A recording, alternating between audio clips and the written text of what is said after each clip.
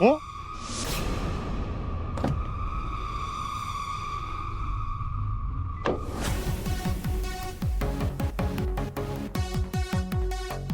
वहिनी, काय झालं? तुम्ही दचकलात का अशा? लक्ष नव्हतं हं तुमचं. विचार सुरू होते. तंद्री लागली असणार तुमची, त्यामुळे एवढी मोठी गाडी मागून येते हे कळलंच नाही तुम्हाला, म्हणून मी हॉर्न वाजवलं. बापरे, नाही नशीब. माझी तंद्री लागली असती तर त्याच तंद्रीत मी गाडी तुमच्यावर चढवली असती. बापरे, आता तुम्ही आणि तुमचं हे बाळ.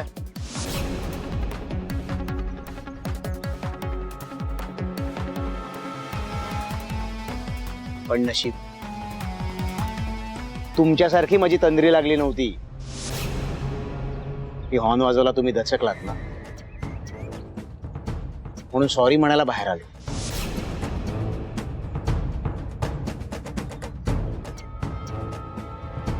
आता हे इतके विचार करून चालणार नाही. तुम्ही काळजी घ्यायला हवी तुमची.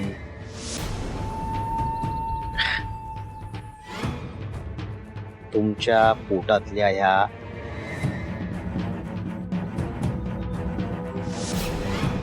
बाळाची. कळतंय तुम्हाला? डोंट वरी. तुमचं जरी दुर्लक्ष झालं ना स्वानंदी वहिनी, आम्ही आहोत ना.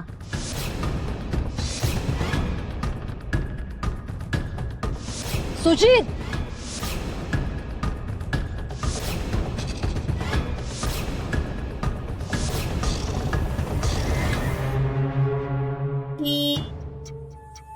सुजित इकडे ये.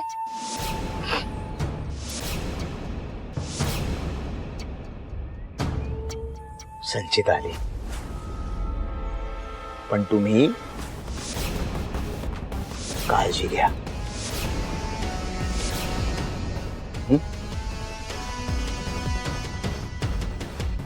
आणि या बाळाची सुद्धा.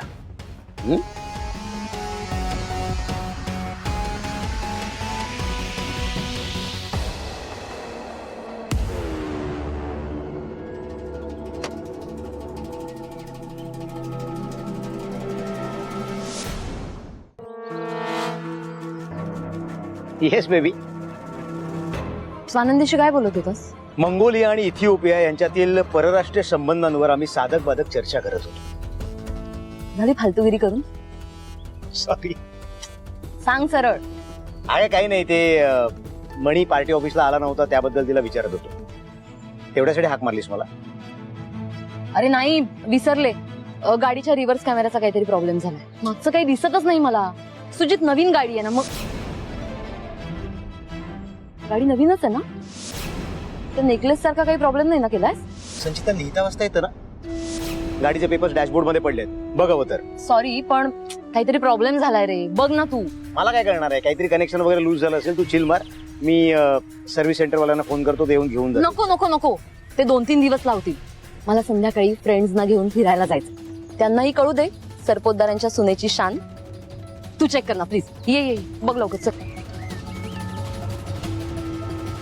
सुजित,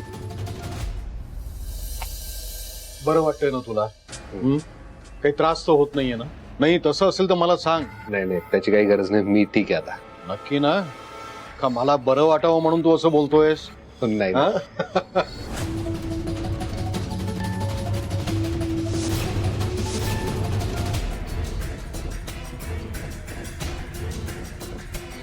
मणी, चल मी निघतो आता, आपण नंतर बोलूया. काय झालं? असं अचानक का निघालं? नाही अचानक नाही, काय मी इथे आलेलं तुझ्या बायकोला आवडत नाही. म्हणजे माझ्यामुळे तुमच्यामध्ये मतभेद नको. मी येईन ना परत केव्हा तरी. साहेब प्लीज असं बोलू नका.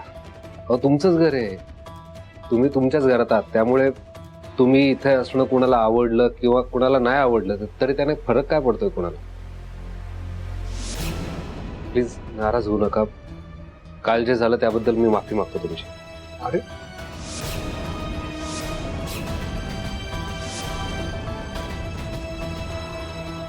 स्वानंदी, प्लीज साहेबांची माफी मागा.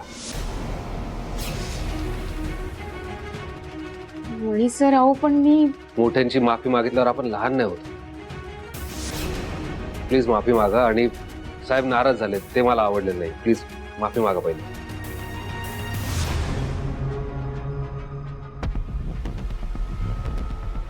सॉरी. अरे ठीक आहे हं? झालं गेलं विसरून जा. आणि काय ग, घरात इतकी कामं करून तू दमतेस, इथे आल्यानंतर तरी घटकाभर आराम कर. हे बघ, अशा अवस्थेमध्ये स्त्रियांनी जास्त काम करू नये. त्यांना आरामाची गरज असते. स्वतःची जरा काळजी घे तू. आणि मणी, तुला सांगतो, तू जेव्हा पोलीस लॉकअप मध्ये होतास ना, तेव्हा हिच्यावर कोणाचाही धाक नव्हता. हो,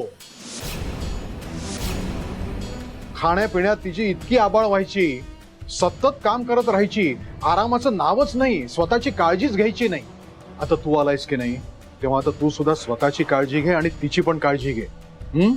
अरे हे काम, राजकारण थोडे दिवस दूर ठेव. स्वानंदी बाळा, मणी म्हणतोय ते ऐकायचं.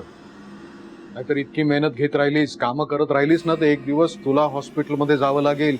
इतका त्रास होईल तुला.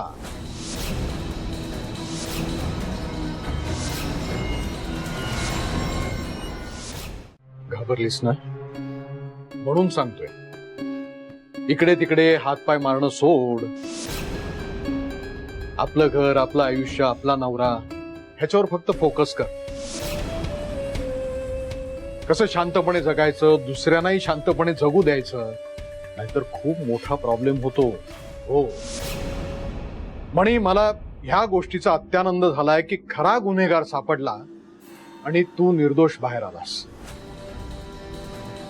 आणि तुला सांगतो, तू पोलीस लॉकअप मध्ये होतास ना, एक रात्र सुद्धा माझ्या डोळ्याला डोळा लागलेला नाही. पण साहेब, राजू इतका विश्वासातला, जुना जवळचा माणूस, तो आपल्या फॅक्टरीत फ्रॉड करेल असं वाटलं नव्हतं कधी.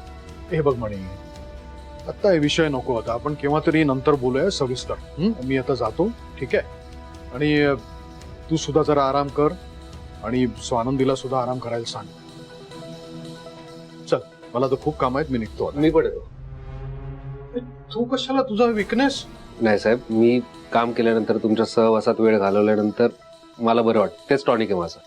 हवं तर मी एका ठिकाणी शांत बसून काम करेन, पण मला येऊ द्या प्लीज. ठीक आहे, जशी तुझी इच्छा.